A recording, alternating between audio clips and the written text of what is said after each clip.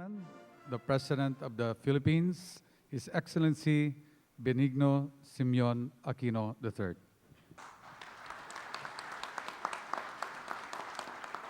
Thank you. Good morning. Please sit down.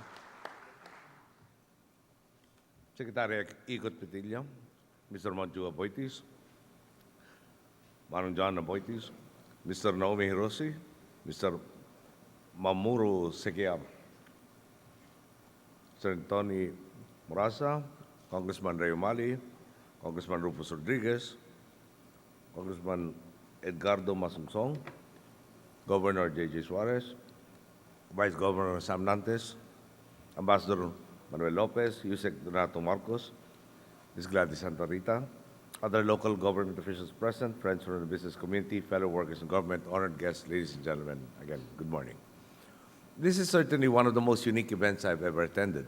As president, I've joined countless groundbreaking and launching ceremonies on site. In this instance, however, we launched Pagbilao 3, the third unit of the Pagbilao power plant, by pressing a button more than 100 miles away from the site itself. This begins the more than 3-year countdown until the project is completed in November of 2017. Pagbilao 3 is a strategic investment, not only in infrastructure and equipment, but also and more importantly, in the future of the Filipino people and our country. The 400 megawatts that this project will bring, once it begins operations, represents a significant addition in the form of base load power. This is absolutely necessary to ensure a steady supply of the power that Filipinos need day in and day out, even as we seek to diversify the energy mix by bringing in other power sources. But the additional production capacity is just one among the things that our country can look forward to because of this project. I'm told that during the construction of this project, you will be creating jobs for 2,000 men and women, which will naturally have a significant multiplier effect on the local community. So, to Team Energy Corporation and Aboitiz Power Corporation, thank you for your continuing confidence in the Philippines. I make it a point to attend these kinds of events precisely to underscore the importance that my administration has always given to reforming the country's energy sector, which, as we all know, has faced a series of problems for quite some time. Growing demand is only one of the challenges that our energy sector must contend with. This increase in demand is due in part, for instance, the changes in personal lifestyles that progress brings. I can still remember a time when, to entertain, it says themselves, but actually ourselves, no? People like Moncho and Tony would just need the guitar, lamplight, or even moonlight, and each other's companionship to entertain themselves. Ray Umali remembers that time also. Over time, however, karaoke machines were developed, and now there are media players that can be connected through Bluetooth speakers and can download any song on demand.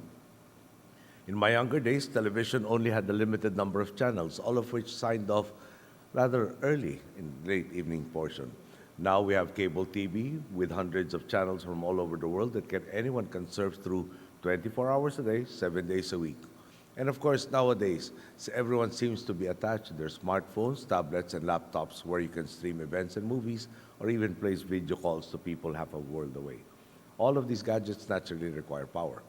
Of course, the increase in demand for power is also brought about by the Philippines' economic resurgence. The simple fact is that the economy grew under our watch. For example, from 2006 to 2009, average growth was pegged at 4.3%. From 2010 to 2013, the average went up to 6.3%. The business process management sector remains one of our strongest growing sectors. And given their facilities and equipment needs, they are also a strong consumer of energy. Manufacturing has bounced back, growing by 10.3% in 2013 and by 10.8% in the second quarter of 2014. Employment has steadily increased with 1.06 million net employment generated from July 2013 to July 2014. On top of all these positive developments, the Philippines is set to hit a demographic sweet spot by next year, which means that the majority of our population will be of working age. And this, I understand, will persist for something like 30 years. Add to that the fact that more and more investors are coming to the Philippines and setting up shop here.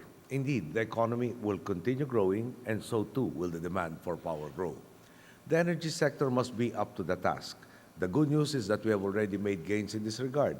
From July 2010 to June 2014, 1,799.52 megawatts from new and recommissioned plants were added to the supply, allowing for a total dependable capacity of 15,466 megawatts as of June. Peak demand in 2014 is estimated at 11,943 megawatts. At a casual glance, it might seem as if we are in a good position. However, as those of you, or most of you here, may know, the entire power situation is exponentially more complicated. Forced power plant outages have been observed to rise, especially in the summer months, coinciding with the periods of peak demand. This situation results in quite thin reserves, particularly in Luzon. Of course, these outages are unannounced and sudden, brought about by the effects of ambient temperatures on the operation of thermal plants, low water supply for hydropower plants, and turbine and part issues of other existing power plants. And there are many other factors that affect our power supply adversely. Weather phenomena such as El Nino and the typhoons that visit our country every year, the derating of plants due to unforeseen problems, and delays in the construction of power plants and various legal challenges to the setting up of these power plants are also part of the problem mix. On top of this, part of our current supply comes from plants running beyond their maximum age.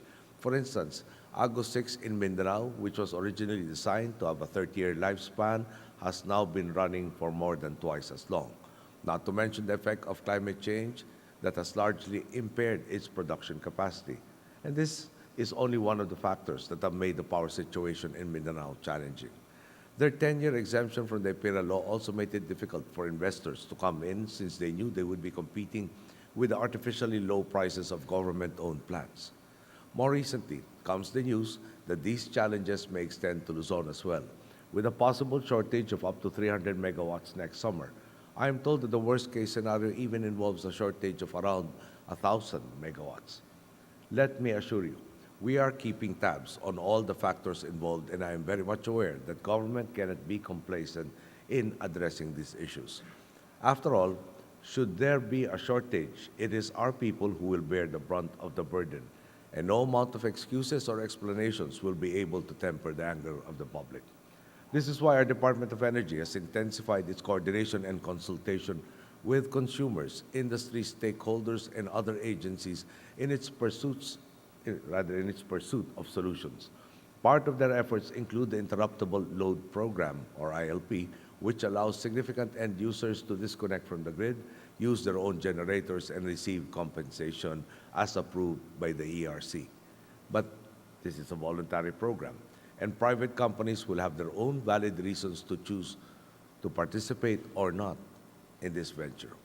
We have generated 142 megawatts through the ILP, but effectively, dependable output is only 71 megawatts. Based on historical performance, and of course, 71 megawatts is significant, but is obviously still very far from addressing even the best case scenario of having a minimum power deficiency by next year. To be more efficient and impactful in our efforts, very soon, we will formally ask Congress for a joint resolution that will authorize the national government to contract an additional generating capacity to address the 300 megawatt projected deficit, and on top of that, to have sufficient regulating reserves equivalent to 4% of peak demand for another 300 megawatts. The Department of Energy will also continue to solicit participation for ILP until next year. Let me assure our partners from the private sector, government intervention will be focused solely on addressing the projected shortage. We have no plans of intervening to distort the market or complicate the situation even further. After all, we know that it is only through the government and the private sector working together that the Philippine energy sector can realize its full potential, that together we can find solutions now and address existing issues once and for all. We need power to continue our resurgence. We need projects like Pagbilao 3 to sustain the momentum of the Philippines, to power our homes, our industries, and our economy well into a brighter future. Thank you for your attention, and good day.